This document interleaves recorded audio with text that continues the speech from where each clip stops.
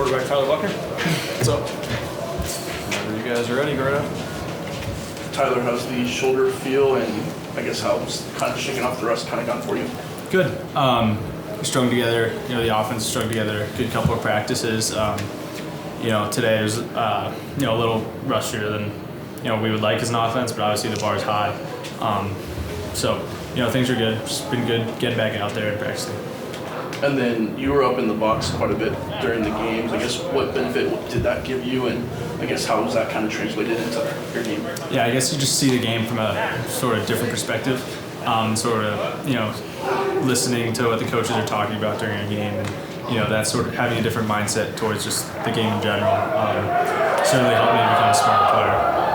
And then you grew up going to camps and everything with Drake May and Caleb Williams. I guess seeing their success in person and everything, does that kind of motivate you getting back? Yeah, sure. Those guys are extremely talented and work their asses off, and it's just motivation for me, and I think everyone just motivates you to work hard, and those things are within reach.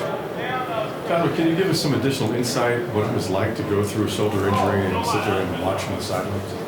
Yeah, it's certainly things don't always pan out the way you want them to, just in life in general, and Coach Freeman always talks about that. But things don't always go the way you want, but there are still a lot of things you can learn from that. And sometimes the losses are the things you learn the most from, and maybe you needed one to help you in some way that a win or staying healthy wouldn't have done for me. So I've learned a lot of things along the way, personally and through football.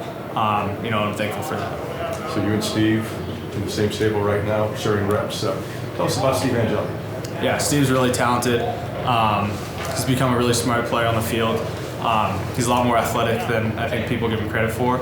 And he spins the heck out of the ball. So we talked to Steve a little bit about developing rapport with the ones as he starts to get more reps with them in practice. I was wondering how it's like getting your rapport back with the ones as well after being out.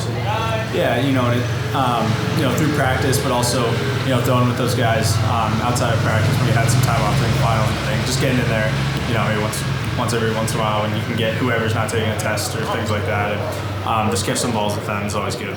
You feel like it's about where you want it now, or is there still some room to go? Yeah, there's always room to improve.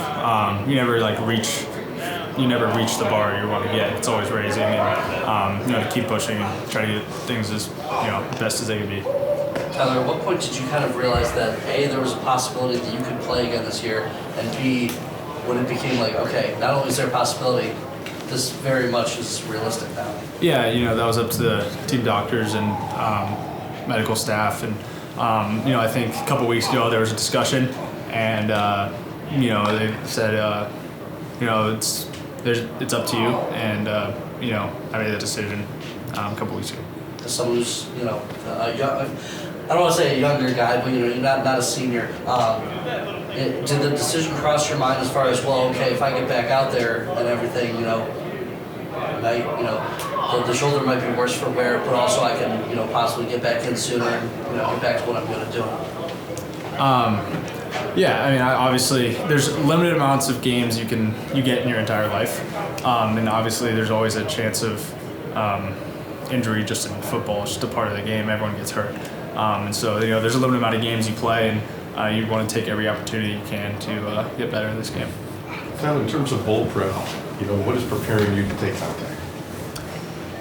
Well, I guess as a quarterback, I'm not getting hit in practice, so it's kind of like every quarterback when they get to week one of the season. No one gets hit in spring ball, no one gets hit in camp, no one gets hit in practice, and then week one of the season comes around and you get hit.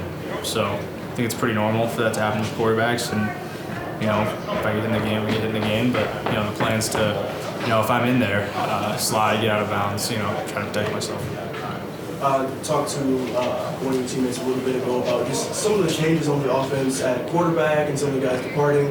This will sort of be the first showcase of what the offense will look like going forward. So how exciting is that to see what it will look like in the game? It's really exciting. Guys have improved throughout bowl prep and are continuing to get better, and there's some guys who are really showing out, and it's been a lot of fun. Have there been any guys either recently or over the past month or so that maybe have surprised you or have been coming on a little bit stronger than they had been earlier?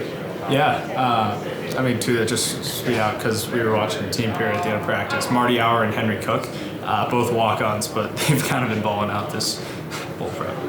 Last question. Good. Thanks, Al. Thank you. you.